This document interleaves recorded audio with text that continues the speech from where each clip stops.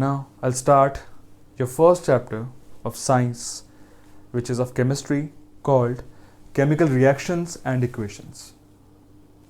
So guys, chemical reactions कोई नया नाम नहीं है आप लोगों के लिए, कोई नया टर्म नहीं है आप लोगों के लिए. आप लोगों ने क्लास 9th में पढ़ा था chemical changes and physical changes. Chemical changes ही केमिकल रिएक्शंस होती हैं. So chemical reactions basically are,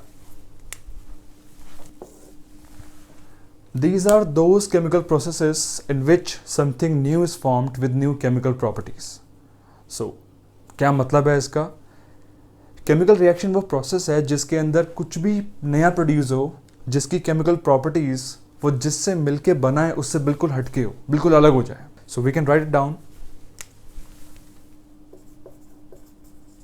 Those processes in which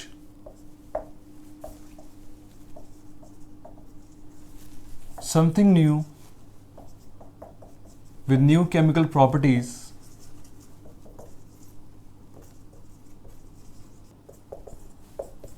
is or are formed.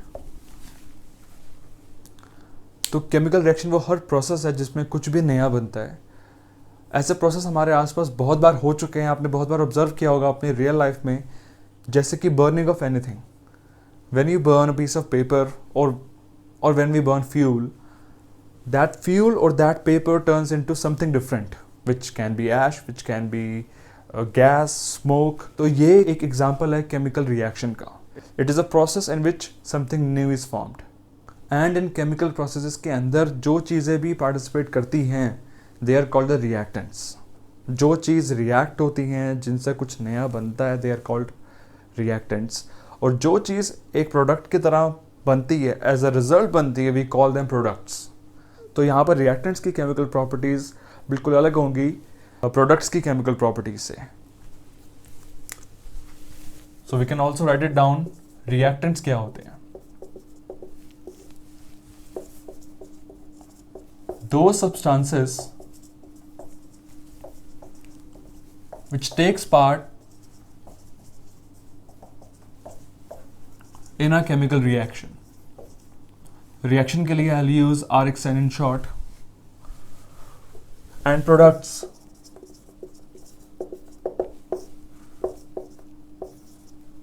These are the results of the chemical reaction, जिनको हम लिखते हैं मोस्टली राइट हैंड साइड में. Reaction लिखने के लिए we use a presentation which is called a chemical equation. तो ये चैप्टर दो पार्ट में डिवाइडेड है, basically chemical reactions and chemical equations, जिन दोनों का मीनिंग अलग अलग है लेकिन फिर भी आपस में काफ़ी हद तक कनेक्टेड है. Chemical reactions are mainly the processes जिसके बारे में हम लोग बोलते हैं, समझते हैं, पढ़ते हैं, जैसे कि डाइजेशन ऑफ फूड जो कि हमारे अंदर रेगुलरली होता है, burning of anything, the formation of curd from milk. जितने भी बेसिकली आपने केमिकल चेंजेस पढ़े हैं क्लास 9th में, वो सारे के सारे केमिकल चेंजेस ही केमिकल रिएक्शंस हैं. लेकिन केमिकल रिएक्शंस के लिखने के तरीके को we call chemical equation, which is the method of representing a chemical reaction in terms of the symbols and the formulas of substances involved. Formula means chemical formulas. और कोई भी केमिकल रिएक्शन को लिखने का सबसे आसान तरीका क्या होता है मैं आपको बताता हूँ, in the form of chemical equation. So first of all, we'll write an example of chemical reaction. For example, zinc reacts with sulfuric acid to form zinc sulfate and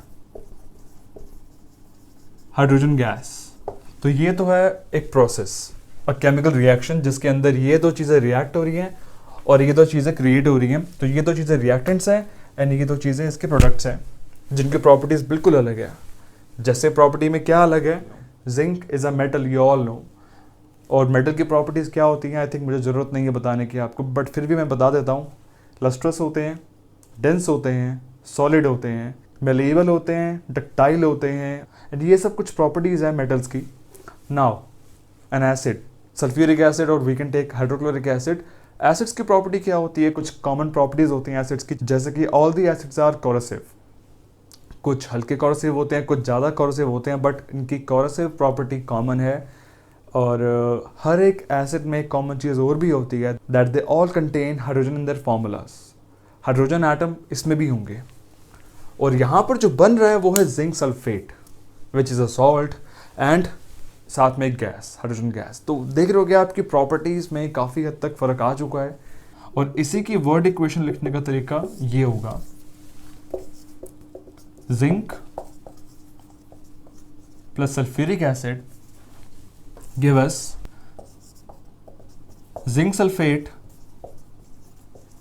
and hydrogen gas.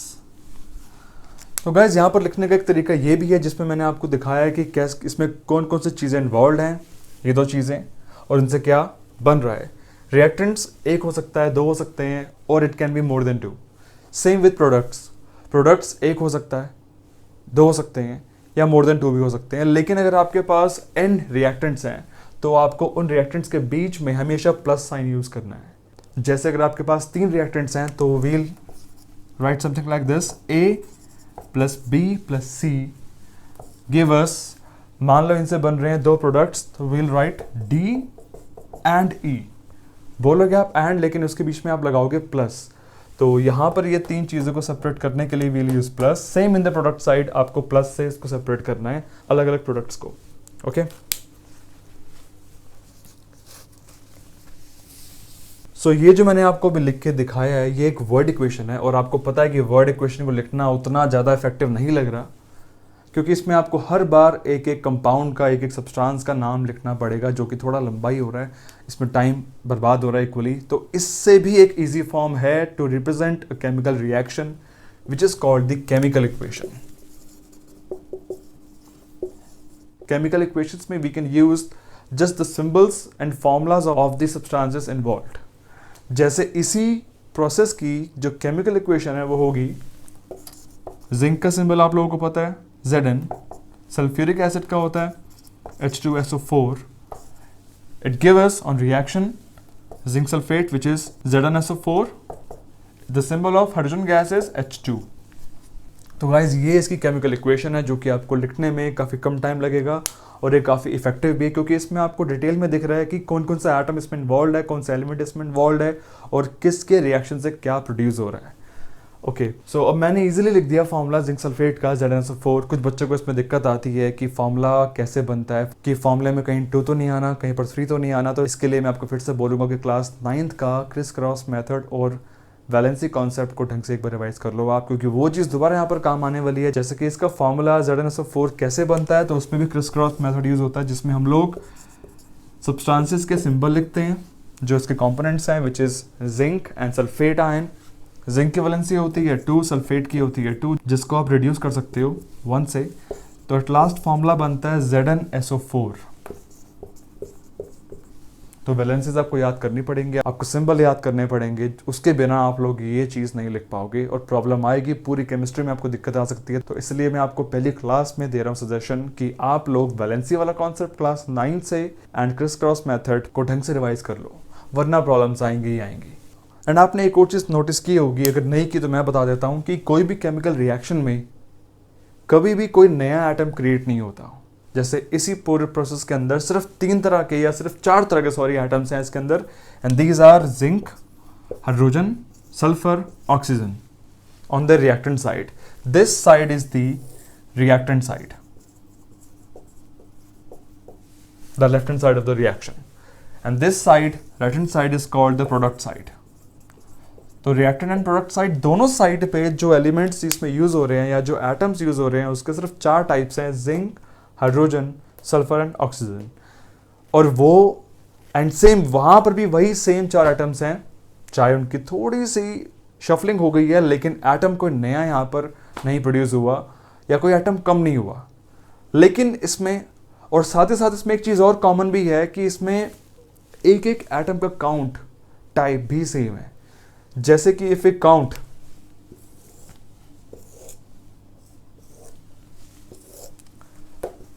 number of atoms of zinc, hydrogen, sulfur, oxygen in reactant side and in the product side कितने कितने हैं? Zinc count करवाओ मेरे साथ, zinc यहां पर कितना है? 1, वहां कितना है? अगेन 1। हाइड्रोजन एटम्स कितने हैं आपके रिएक्टेंट साइड पे, आपके लेफ्ट साइड पे? H2 2। सेम यहां पर भी 2 एटम्स प्रेजेंट है। Now sulphur if you count, इधर सल्फर 1 है। कुछ बच्चों को दिक्कत आती है कि यहां पर 4 होने के बावजूद भी हम इसको 1 काउंट क्यों कर रहे हैं? तो sulphate is an ion which is SO4। तो अगर ये पूरा यहाँ पे 4 लगा होता तो इसमें सल्फर भी 4 टाइम्स होते हैं, ऑक्सीजन भी 4 टाइम्स होता, लेकिन क्योंकि यहाँ पर कोई ब्रैकेट नहीं है, होल ब्रैकेट नहीं है, तो SO4 में सल्फर का एक एटम है एंड ऑक्सीजन के 4 एटम्स प्रेजेंट हैं इसके अंदर। तो उसको ध्यान में रखना, यहाँ पर सल्फर एक एटम की तरह काउंट होगा एंड यहाँ पर भी सल्फर का काउंट 1 है। Now oxygen atoms in the reactant side, oxygen atoms are 4 by count and same in the product side, यहाँ पर भी 4 एटम्स प्रेजेंट है। So this chemical equation is balanced and every single chemical equation must be balanced. अब ऐसा क्यों? ऐसा इसलिए क्योंकि आप लोगों ने एक लॉ पढ़ा है क्लास 9th में, शायद आपको याद आ चुका होगा। The law is law of conservation of mass which states that mass can neither be created nor destroyed in a chemical reaction, जो कि यहाँ पे हो रहा है। यहाँ पर हर एटम का इंडिविजुअल काउंट रिएक्टेंट्स में और प्रोडक्ट्स में बिल्कुल सेम होना भी चाहिए। अगर किसी केमिकल इक्वेशन में ये ओबे नहीं हो रहा, इट मीन्स कि वो केमिकल इक्वेशन लॉ के अगेंस्ट है and those chemical equations are known as unbalanced chemical equation, जिनको बैलेंस करना पड़ता है। वो कैसे किया जाता है ये हमारा आगे का टॉपिक है, आपको बताऊंगा मैं, लेकिन केमिकल इक्वेशंस को बैलेंस करना पड़ता है, आप उसको अनबैलेंस्ड फॉर्म में नहीं छोड़ सकते। बाकी मैंने जो भी एग्जांपल लिया है ये एक बैलेंस केमिकल इक्वेशन का एग्जांपल ही है, जिसमें हर एक एटम रिएक्टेंट और प्रोडक्ट साइड के ऊपर बैलेंस्ड है। एंड वन मोर थिंग, हर एक केमिकल रिएक्शन के अंदर एटम्स का सिर्फ रीअरेंजमेंट होता है, एटम्स सिर्फ शफल होते हैं। जैसे यहीं पर देख लो आप, यहाँ पर जिंक इंडिविजुअली प्रेजेंट है और यहाँ पर सल्फ्यूरिक एसिड के अंदर कुछ एटम्स कंबाइन है एक साथ, जिसकी एटॉमिसिटी 7 है। एटॉमिसिटी क्या होता है शायद आपको याद हो, किसी भी मॉलिक्यूल के अंदर कितने एटम्स प्रेजेंट है, वी कॉल इट्स एटॉमिसिटी। जैसे कि यहाँ पर 2 एटम प्रेजेंट है हाइड्रोजन के, एक सल्फर का, और 4 एटम प्रेजेंट है ऑक्सीजन के। तो टोटल मिला के इसमें हो गए 4 + 1 5 + 2 7 एटम्स। यहाँ पर प्रोडक्ट साइड पे इस कंपाउंड के अंदर 1 जिंक, 1 सल्फर और 4 ऑक्सीजन के 6 एटम प्रेजेंट है इस मॉलिक्यूल के अंदर, और इसके अंदर 2 एटम्स प्रेजेंट हैं। ओवरऑल जितने एटम्स यहाँ प्रेजेंट है उतने ही वहाँ प्रेजेंट हैं, by count, by type, by nature. सिर्फ उनका रीअरेंजमेंट हुआ है, शफलिंग हुई है, इसलिए मास सेम रहता है। कुछ भी इसमें नया आया नहीं और कुछ भी इसमें लूज नहीं हुआ। अगर मान लो आपने रिएक्टेंट्स दिए हैं इसके अंदर जिनका मास अज्यूम कर लेते हैं कि 155 ग्राम है, तो इस साइड पे प्रोडक्ट साइड पे भी मास 155 ग्राम ही रहेगा, ना तो वो 155.1 होगा ना ही वो 149.9 होगा। इतना सा माइन्यूट डिफरेंस भी इसके अंदर कभी नहीं आता, और इसलिए हम लोग कहते हैं मास इज ऑलवेज कंजर्व, जो कि यहाँ पे भी हो रहा है। ओके, एक और एग्जांपल देता हूँ आपको मैं, एक छोटा सा रफ एग्जांपल। मान लो आपके पास एक कंपाउंड है AB और एक नेक्स्ट कंपाउंड है CD। जब ये रिएक्ट होंगे तो इसमें होगा कि आप अज्यूम कर लो कि A चला गया D के पास, C आ गया B के पास, तो it will create AD and CB। यहाँ पर कितने एटम्स थे रिएक्टेंट साइड पे? 4। यहाँ कितने हैं? 4। बट फर्क क्या है, यहाँ पर A के साथ B कंबाइंड था, C के साथ D कंबाइंड था। लेकिन जैसे प्रोसेस कंप्लीट हुआ उसके बाद क्या हुआ, A के साथ D रिएक्ट हो गया और C के साथ B रिएक्ट हो गया, तो 2 नए कंपाउंड्स बन गए जिनका फॉर्मूला अलग है और इनकी केमिकल प्रॉपर्टीज इनसे बहुत अलग होगी। ये केमिकल प्रॉपर्टीज का क्या कॉन्सेप्ट है, तो एग्जाम्पल के तौर पे आपको बताता हूँ। जैसे आप लोगों ने सुना है हाइड्रोजन गैस बहुत ही एक एक्सप्लोजिव गैस है। इवन जितने भी एलिमेंट प्रेजेंट हैं अप्रॉक्सीमेटली 120 में से, उसमें सबसे हल्का एटम हाइड्रोजन है और सबसे एक्सप्लोजिव, सबसे ज़्यादा हीट देने वाला एटम भी हाइड्रोजन है। So when hydrogen gas reacts with oxygen it produces water. अब देखो इनकी प्रॉपर्टी क्या है। हाइड्रोजन की प्रॉपर्टी, सबसे पहली property, it is explosive. Second, it is a gas. Third, it's very light by mass. इनमें और भी प्रॉपर्टीज हैं बट मैं सिर्फ आपको बता रहा हूँ मेन प्रॉपर्टीज जिसको आप ऑब्जर्व कर सकते हो। उसके बाद when it reacts with oxygen of air plus O2 it produces water whose formula is H2O। अब वाटर में प्रॉपर्टी क्या है, सबसे पहली एक्सप्लोजिव तो बिल्कुल भी नहीं है, बल्कि इससे आग बुझती है, इससे लगती है, इससे बुझ जाती है। तो बिल्कुल opposite property, that it is not explosive. Second, earth पे जनरली ये लिक्विड फॉर्म में अवेलेबल है, तो इसकी next property is change in state. यहाँ पर लिक्विड है ये, उसके बाद कंपैरेटिवली इसका मास भी डिफरेंट होता है, मास इज डिफरेंट, तो इसकी केमिकल फिजिकल प्रॉपर्टीज सब कुछ अलग हो जाती है। और ये हर चीज़ में होता है, हर केमिकल रिएक्शन में ऐसा होता है कि हमेशा कोई भी रिएक्टेंट जिससे जो आपस में रिएक्ट हो रहा है, जो आपस में कंबाइन हो रहा है, इनके कॉम्बिनेशन के बाद जो चीज़ बनती है उनकी प्रॉपर्टीज़ बहुत अलग होती है कंपैरेटिवली इनके रिएक्टेंट से, जबकि एलिमेंट्स वही हैं, सिर्फ कॉम्बिनेशन से इतना फ़र्क आ जाता है। इस सेम चीज़ को समझाने के लिए मैं आपको एक एग्जांपल भी दे सकता हूँ। जैसे कि मान लो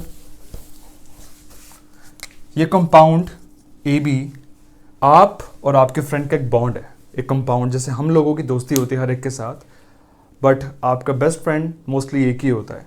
मान लो ये A आप हो और B आपका फ्रेंड है, एंड देन आप एक जगह पे गए जहाँ पे और दो दोस्त एक साथ बैठे हुए थे और ये भी दो बेस्ट फ्रेंड्स हैं। इनकी बॉन्डिंग बहुत अलग है, इनकी बॉन्डिंग, आपकी बॉन्डिंग बहुत अलग है। समहाउ आपका बॉन्ड ब्रेक हो गया और इनका बॉन्ड भी ब्रेक हो गया। इसकी वजह से क्या क्रिएट होगा? अब आप देखो, खाली तो रहोगे नहीं, हर एक एटम अनस्टेबल होता है, हर एक एटम को स्टेबिलिटी चाहिए। वो स्टेबिलिटी कहाँ से आती है? बॉन्ड बना के। हम लोग दोस्त बनाते हैं, क्यों बनाते हैं? रीज़न इज़ हमें उनसे स्टेबिलिटी मिलती है। क्लासेस में आने के लिए, क्लासेस से जाने के लिए, कहीं पर खाने जाना है, वहाँ के लिए आपको दोस्त चाहिए। आपने कोई क्लास मिस कर दी, आपको उससे होमवर्क चाहिए, क्लास वर्क चाहिए, तो बहुत सारी जगह पे दोस्त काम आते हैं जिनकी एब्सेंस में हम लोग मोस्टली अनस्टेबल फील करते हैं। सेम यहाँ पर भी मान लो अगर इनका बॉन्ड ब्रेक हो गया, आपका बॉन्ड ब्रेक हो गया और इनका बॉन्ड भी ब्रेक हो गया, और यहाँ पे आप 4 एटम्स प्रेजेंट थे, 4 लोग प्रेजेंट थे जिनकी बॉन्डिंग अब इस तरह से हो गई कि आपका बॉन्ड इस Y से क्रिएट हो गया और X का बॉन्ड आपके दोस्त B से बन गया। Now the pairs would be, आपके साथ Y आ गया और X के साथ आपका दोस्त B चला गया। अब देखो, ये जो दो पेयर प्रेजेंट हैं, जो कि आप 2 लोग और वो 2 लोग, ये रिएक्टेंट्स हैं, क्योंकि इनकी वजह से ही 2 नए बॉन्ड बने हैं। इनमें एक अलग सा बॉन्ड था और जिसकी वजह से इनकी प्रॉपर्टीज़ भी अलग थी। आपकी बॉन्डिंग जो आपके दोस्त के साथ है, आपका बिहेवियर जो आपके फ्रेंड के साथ होता है, वो किसी के साथ नहीं हो सकता। मान लो अगर आपका बॉन्ड बन भी गया है, आपका एक दोस्त बन भी गया है Y, बट जैसा बिहेवियर आपका आपके दोस्त B के साथ था, वो आपका Y के साथ हो ही नहीं सकता। मे बी वो ज़्यादा अच्छा हो जाए आपका बॉन्ड या कम हो जाए, लेकिन सेम बॉन्ड बन पाना किसी के साथ, same property, same nature produce कर पाना पॉसिबल नहीं है। सेम यहाँ पर भी ऐसा होगा, Y की बॉन्डिंग जो X के साथ थी, जिस तरह का इनका बिहेवियर था एक साथ, वो ये B के साथ नहीं दे सकता। तो सेम ऐसा ही कुछ होता है केमिकल रिएक्शन के अंदर भी।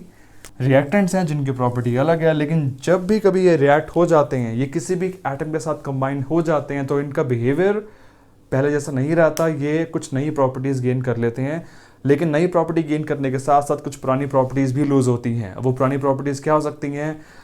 In case of elements, in case of compounds, उनका कलर हो सकता है, वो उनका स्टेट हो सकता है, उनकी एक्सप्लोजिव प्रॉपर्टी हो सकती है, उनकी अपीयरेंस हो सकती है। ऐसी मल्टीपल कैरेक्टर चेंजेस इसमें आ सकते हैं। तो वही सेम यहाँ पर हो रहा है। एग्जाम्पल्स और भी मेरे पास समझाने के लिए केमिकल रिएक्शंस में डिफरेंसेस कैसे आते हैं, जैसे कि when methane gas is burn means oxidise. हर चीज़ जो बर्न होती है वो ऑक्सीजन के प्रेजेंस में होती है। तो सेम यहाँ पर जो मीथेन गैस है, जिसका फॉर्मूला CH4 होता है, जिसको हम लोग CNG के फॉर्म में यूज़ करते हैं, which is called compressed natural gas, which is comparatively cleaner fuel. So when this gas is burned in the presence of oxygen, it forms carbon dioxide gas CO2, water vapours H2O, और साथ में it produces heat energy and light energy. तो heat और light को 2 minute के लिए आप side पे कर दो, क्योंकि ये एनर्जीज हैं और यहाँ बात हो रही है भी फिलहाल प्रोडक्ट्स की। तो इन 2 चीज़ों से ये 2 चीज़ बनी है जिनका मास है, जिनका मास काउंट होगा। एनर्जीज का मास नहीं होता, लेकिन फिर भी इस रिएक्शन का एक आउटपुट है हीट और लाइट एनर्जी। इस रिएक्शन में एनर्जी मिल रही है, और जिस कभी किसी रिएक्शन में एनर्जी मिल रही हो, they are called exothermic reaction, जिसको भी आगे मैं पढ़ाऊंगा अभी। बट मैं आपको फिलहाल क्या बताना चाह रहा हूँ कि यहाँ पर भी रिएक्टेंट्स की प्रॉपर्टी कितनी डिफरेंट थी, और इन्हीं एटम से मिलके ये 2 चीज़ें बनी हैं और इनकी प्रॉपर्टीज़ कितनी अलग है। जैसे कि first of all methane, it is a gas जो कि अगेन एक्सप्लोजिव गैस है। मीथेन आप लोगों को पता ही है कि CNG एक्सप्लोजिव गैस है, काफ़ी अच्छा फ्यूल है। Oxygen is a transparent gas which is the supporter of combustion. अब इनसे क्या बना, CO2 carbon dioxide which is a green house gas. ये भी एक ग्रीन हाउस गैस है, लेकिन ये गैस जलती नहीं है बल्कि इससे आग बुझती है। This gas is used in fire extinguishers. And then उसके बाद वाटर। वाटर भी आप लोगों को पता है, इससे भी आग नहीं लगती है और इसकी भी प्रॉपर्टीज डिफरेंट हैं, और ये यहाँ पर बनता है वेपर स्टेट के अंदर। तो इनकी प्रॉपर्टीज और इनके प्रॉपर्टीज बहुत अलग है, लेकिन ये प्रोडक्ट्स इन्हीं से मिलकर बने हैं। तो this is an example of chemical reaction in which something new is formed with new chemical properties. तो केमिकल रिएक्शन को बोला जाता है, जैसे मैंने आपको बोला, when methane gas is burned it produces CO2 gas and water vapours. तो ये एक केमिकल प्रोसेस है जिसको आप किसी लैंग्वेज में एक्सप्रेस कर सकते हो, लेकिन इसका प्रॉपर एक्सप्रेशन किस फॉर्म में होता है, that method is called chemical equation. तो ये इसकी केमिकल इक्वेशन है। अब इस केमिकल इक्वेशन में दिक्कत क्या है, जो कि शायद आप में से कुछ लोगों ने ऑब्जर्व कर भी लिया हो, that this chemical equation is not obeying the law of conservation of mass. क्योंकि इसके अंदर जितने एटम्स रिएक्टेंट साइड पे हैं उतने प्रोडक्ट साइड पे नहीं है। Let's count atom by atom. जैसे कार्बन है, इसके अंदर हाइड्रोजन है, ऑक्सीजन है। इसमें 3 तरह के एटम्स हैं। So number of atoms of each kind, carbon, hydrogen, oxygen, in the reactant side और LHS and in the product side और RHS। लेफ्ट हैंड साइड पे कार्बन कितना है, 1, RHS में 1, so carbon is balanced. H कितना है इसके अंदर, 4 इन the reactant side but only 2 in the product side. अब ये 2 एटम्स कहाँ गए? आपने तो पढ़ा कि एटम्स कभी क्रिएट कभी डिस्ट्रॉय नहीं होते, तो यहाँ पर 2 एटम्स कम क्यों हो रहे हैं, ये मैं आपको बताऊंगा अभी कि ऐसा क्यों हो रहा है। और सेम ऑक्सीजन भी यहाँ पर अनबैलेंस्ड है। Oxygen in the reactant side 2 है और and in the product side यहाँ पर 2 ऑक्सीजन एटम प्रेजेंट है कार्बन डाइऑक्साइड के अंदर और 1 प्रेजेंट है इन द वाटर मॉलिक्यूल। सो यहाँ टोटल 3 एटम्स प्रेजेंट है, जो कि अगेन अनबैलेंस्ड है। So such types of chemical equations are called unbalanced chemical equations, जिसमें एटलीस्ट एक तरह का एटम भी अनबैलेंस्ड हो। ऐसा नहीं कि इसमें सारे एटम्स अनबैलेंस हो सकते हैं। जैसे यहाँ पर कार्बन बैलेंस है, कल को मान लो सेकंड एटम हाइड्रोजन भी बैलेंस हो सकता है। अगर सिर्फ एक एटम भी अनबैलेंस्ड है तब भी वो पूरी इक्वेशन अनबैलेंस्ड ही काउंट की जाती है। तो ऐसी रिएक्शंस को बैलेंस किया जाता है। अब मैं आपको कुछ बेसिक्स दूंगा जिसमें आई एक्सप्लेन कि बैलेंसिंग कैसे की जाती है। सबसे पहली चीज़, while balancing a chemical equation, कभी भी आप लोगों ने किसी भी कंपाउंड का फॉर्मूला चेंज नहीं करना। हम वो कर सकते ही नहीं, क्योंकि उसमें कुछ लॉज यूज हो रहे हैं जिसको हम नहीं छेड़ सकते। जैसे कि आप लोगों ने पढ़ा है law of constant proportions which explains कि हर एक कंपाउंड के अंदर 2 एलिमेंट के कंबाइन होने की रेशियो इज कांस्टेंट और डेफिनेट और फिक्स्ड। आप उसको चेंज नहीं कर सकते। जैसे कि वाटर फॉर्मेशन में हाइड्रोजन एंड ऑक्सीजन की रेशियो 1:8 बाय मास होती है। इसको हम चेंज नहीं कर सकते। अगर आपने इसको चेंज किया तो वो वाटर नहीं रहेगा। सेम अगर आपने यहाँ पर ट्राई करा कि यहाँ पर ऑक्सीजन के 2 एटम्स हैं, यहाँ पर 1 है, तो अगर हम यहाँ पर भी 2 लगा देते हैं तो इसकी वजह से ऑक्सीजन बैलेंस हो जाएगा, तो ये गलत है। ये फॉर्मूला वाटर का नहीं है और आप बैलेंसिंग के लिए कभी भी किसी कंपाउंड के कोई भी एटम के काउंट को इंडिविजुअली चेंज नहीं कर सकते। उसकी वजह से कंपाउंड चेंज हो जाएगा और वो प्रोसेस सेम नहीं रहेगा। और कुछ फॉर्मूलाज तो वैसे एग्जिस्ट भी नहीं करते, जैसे H2O2 एग्जिस्ट करता तो है but it's not water. This thing is hydrogen peroxide, जिसकी प्रॉपर्टीज पानी से बिल्कुल अलग है। अगर आप इसके बारे में ज़्यादा पढ़ना चाहते हैं तो आप इसको ऑनलाइन सर्च कर सकते हैं, that what are the properties of hydrogen peroxide which is H2O2। तो फर्स्ट थिंग जो आपको याद रखनी है, that we can not change the chemical formula of any compound present in the chemical equation. Second चीज, बैलेंसिंग के लिए आपको क्या करना है, आपको इन कंपाउंड्स के आगे कोई भी नंबर लगाना है। That number mostly will be a natural number like 1 2 3 4 5। Rarely ऐसा होता है कि कहीं कहीं जगह पर फ्रैक्शन में यूज़ किया जाता है, बट अभी शायद 10th क्लास के अंदर ऐसे कोई इक्वेशन है नहीं जहाँ पर फ्रैक्शन यूज़ होगी। तो अभी फिलहाल आप ये याद कर लो कि हर एक कंपाउंड के आगे एक कोफिशिएंट की तरह आपको एक नंबर लगाना है। वो नंबर जो आगे लगेगा उसकी वजह से ही ये इक्वेशन बैलेंस होगी। वो नंबर क्या लगाना है, सारा का सारा यही प्रोसेस है।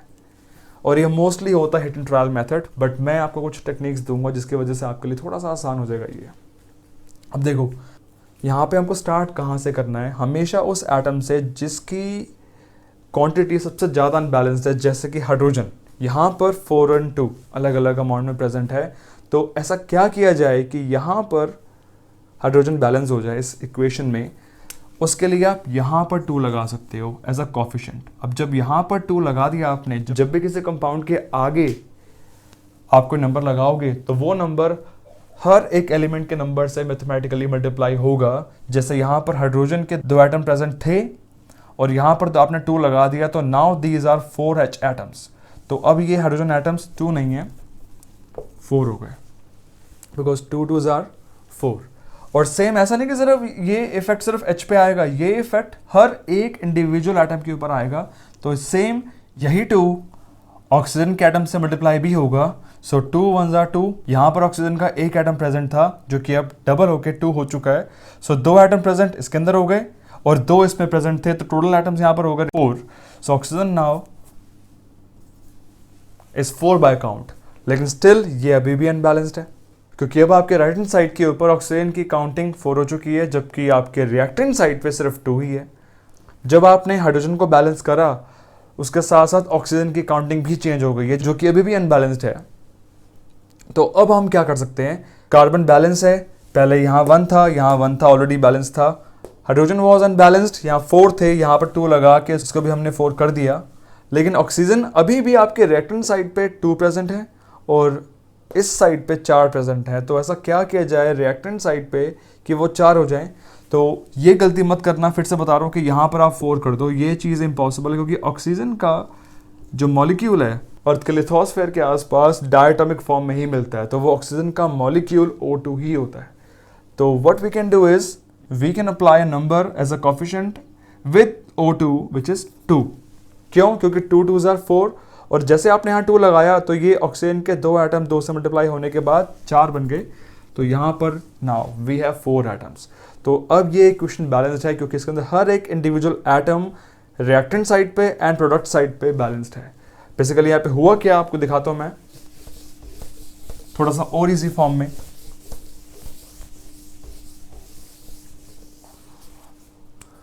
हमारे पास मीथेन का एक मॉलिक्यूल था और ये मीथेन का एक मॉलिक्यूल कंप्लीटली बर्न होने में ऑक्सीजन के 2 डायटोमिक मॉलिक्यूल से कंबाइन होके बनाता है कार्बन डाइऑक्साइड एंड